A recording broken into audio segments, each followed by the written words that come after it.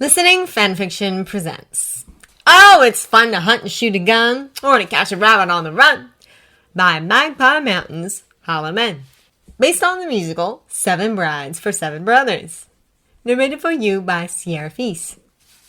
Chapter 1. June. How about marrying me? He says, as if it's the easiest thing in the world, the most natural thing to offer his life to a woman he's barely spoken to over the back of the cow she's milking. He's still smiling down at her like she's sunshine or cherry pie or good stew.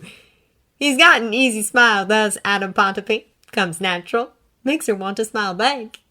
Millie doesn't. Millie takes a good hard grip on Bess and her own common sense, turns her eyes down. This needs thinking on, and she's not going to get any done if she's too busy looking. You don't just up and marry someone you met not a half hour ago, even if he's got an easy smile and kettle-bright hair and shoulders wider than the Rockies and brown eyes that crinkle at the corners like he's laughing a little. Oh, help! I know it's kind of short notice, he adds, like he's reading her mind or maybe her face. She can hear the smile in his voice, the confidence as he leans on Bess and pays out a pretty line about the courtship they might have had back east, sitting in separate pews and sneaking glances at each other, hands brushing by the church gate, Plutarch on the front parlor, the heat of him next to her on the sofa close enough to touch. Slack kisses, Pa sitting her down one bright afternoon and saying very gravely, "Do you like him, my dear?" The old ache up and kicks her in the chest like the mule it is. She breathes through it, holding tight to Bess. Back east, of course, she'd have Pa for him to ask, and Ma to tell her about Marion, and a home that was hers, full of knickknacks and trims and doilies like the Alcotts. "Out here there's no time," he says. Adam Pontypool from the mountains with his farm and his house and 50 acres of wheat, and Millie keeps herself looking down, breathing slow. Bess is warm in her hands, soft and a little sticky. There's sunlight on her face and grit under her boots. She's here in Oregon territory, and it's spring, and she's got a couple of peach cobblers in the oven and beef going at the back of the stove. She can smell it boiling from here. She's alive, and she's safe, and she's fine. "I gotta be home tonight to tend to my stock," Adam tells her, and she latches onto his voice, the sureness of it, the words coming easy as his smile.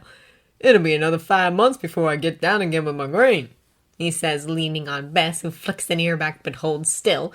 Good girl. "Are you going to keep me waiting all that 5 months, just for your pride?" His voice is coaxing, warms her body like summer. Oh, she likes his voice. Likes his mouth half covered by a red beard. Likes his sureness, his boldness, his straightforward manner. Likes the way he looks at her like she's something he wants and he's not afraid to show it. She wants to look back at him that way if she's being honest. Well, if she's being honest, Millie's been wanting to look at him with wanting clear in her eyes since she went and dropped Stu in Harry Whelan's lap. And maybe it is that easy, that natural, to give yourself over body and soul to someone you've barely met. After all, she's just gone and done it, hasn't she? She lets herself look at him. He's keeping himself still, waiting on her word, and she likes that he won't press once he's said his piece. It's a good sign. "I'll have to finish my chores," she says, careful, and oh, look, he's smiling right at her, just for her, wide and warm and true. It's hot and dim in the general store, the air thick with the smell of soap and dust and Mr. Bixby's pipe. Miss Bixby is fussing with the scales and a sack of dried red beans, but she leaves be when Millie pushes through the door. "Well, you're mighty glad of something, missy. What's happened?" Millie is fair beaming, and she knows it. She can't help it. "I'm getting married, Miss Bixby. Have you any more of that blue ribbon? I'm not much of a bride in my workday dress, but, well, what's the matter?" Miss Bixby's frown is a proper thundercloud. She props both fists on her hips and tips forward. "Millie Larson, don't you tell me you've gone and said yes to that slummocky Barnaby backwoodsman. I won't have it." Millie stares at her. This is unexpected. "Matter of fact, I have. What's wrong, Miss Bixby?" What's wrong? What's wrong? It's indecent is what it is. One lone woman with 7 scroungy backwoodsmen who can't pick up after themselves, stranded in bear country with no family or friends or other women folk to keep her company. You can't be serious." There's a sinking feeling in her belly. 7? The wrinkles on Miss Pixie's face rearranged themselves into something like pity. "He didn't tell you, no, of course he didn't. How else would he trick you into taking him? Milly." Miss Bixby leans over to take her hands, grips them hard. "Oh, your hands are ice cold. Now you listen to me. That Adam Ponape waltzed in this morning and told me bald as brass that he was wanting a woman to cook and wash and slave for him and his 6 brothers. Said his home was a pigsty and he couldn't get a decent meal for love or money and was looking to change that. Wanted to trade one of our girls like she was a bag of meal." The sinking feeling in her belly has gone so deep, it's like someone's overturned a boat and dropped her out. It's hard to forget. The shock of the cold, the terrible weightlessness, her body going down like a stone in the water, the noise of water over everything. "Stood right there by the flannels, and I'd Sarah and Dorcas and the other girls up when they came in, like they was trussed hams. Said they were pretty enough, but he was going to look y'all over, for he decided. Why, Mr. Schmidt told me the fellow hung about outside his store and eyed up his draper's dummy before he realized she weren't real." She's a fool. She's gone and fallen head over heart for a man who sees her as little more than a cooking, cleaning, washing, draper's dummy. She is a dummy for all he cares about her. She's a fool. Milly, child, you've gone real still. Are you all right?" A warm, rough hand on her forehead. Milly blinks up at Miss Bixby, who pats her on the cheek. "There you are. You know, I'm dreadfully sorry to be telling you this. You look so glad and all, and the good Lord knows you haven't had much gladness, but it ain't right, Milly. Not like this." Milly breathes in deep. Soap, beeswax, tobacco dust. The familiar drift of sunlight through a glass window. She squeezes the hand tucked in hers, the hard warmth of Miss Bixby's wedding ring against her palm. "I'm fine, Miss Bixby. I appreciate you telling me." The bell rings. She lets go, brushes her skirt down, as if that might make some difference to how her skin feels, how her body's trembling right through the bones of her deep below the surface. "I've got to go talk with him." Miss Bixby's face is crumpled tight with worry. She reaches out to pat Milly's arm as she passes. "Now you be careful, girl. You come right back if he makes trouble, you hear? I'll not be having you hurt." The bell rings again as Milly pushes outside. The June sunlight is hard on her face. After the drowned dimness of the store, the clamor and clatter of the living world is too loud, too shrill, too late, she thinks.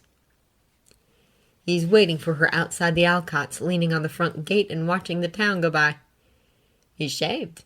The clean line of his jaw hurts to look at. Why did she have to go and fall for a man so handsome she plumb forgot her common sense? She should have known nothing comes so easy or so simple. And look at Susanna. Look what happened with Daisy O'Sullivan. She should have known. He smiles when he sees her swinging away from the gate to tip his hat. Even knowing what she knows now, it heats her up from her bones on out. "Morning, ma'am," he drawls. "Nice day for marrying, ain't it?" After a moment, his face changes when hers doesn't. "What's the matter?" "We've got to talk," Milly says. She balls her fists up in her skirt. "Over there." There's a stand of apple trees down by where Mr. Martinez keeps his goats a little way back from the main street. She walks fast, but he catches up quick those long legs of his, keeping easy pace. He's frowning now. "Something troubling you, Milly?" "Miss Larson." She looks straight ahead, keeps her eyes on the trees. "That's my name." "Well, sure, Miss Larson." Easy, good-humored, charming. Why do you have to be a liar and a deceiver to boons? "And you can call me Adam, seeing as we're to be married and all." They've reached the trees. The goats stick curious heads through the fence, bleating high and thin, their bells jangling. Milly turns her back on them. "Miss Bixby told me you've 6 brothers who live with you," she says, looks him square in the eye, watches his face change again, watches him cough and look away.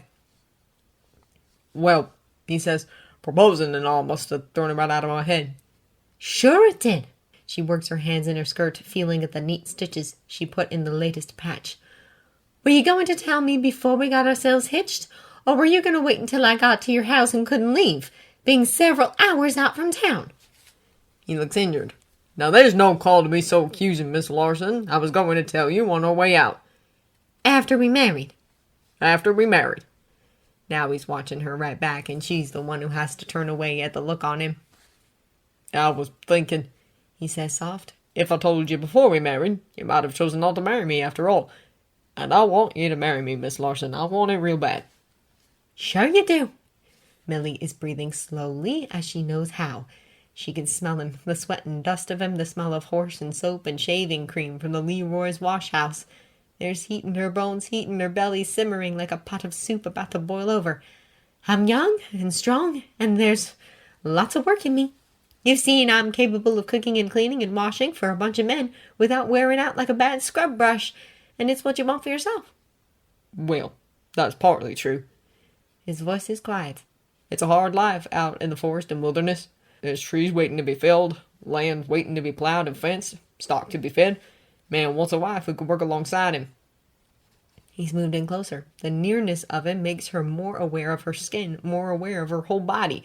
She's not looking at him. She's not! Of course, he says lower still.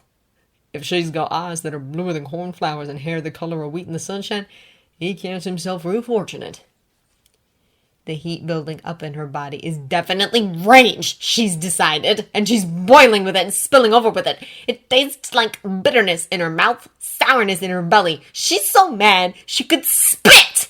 Turns out she could just as easily be Ruth Gibson then, or Hannah Schmidt, or Davia Adler.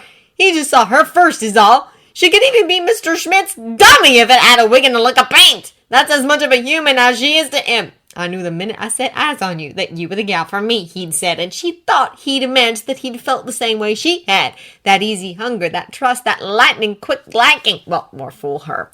She looks at him. Whatever he sees in her face makes him hold still, like he's been caught out by a bear or a mountain lion.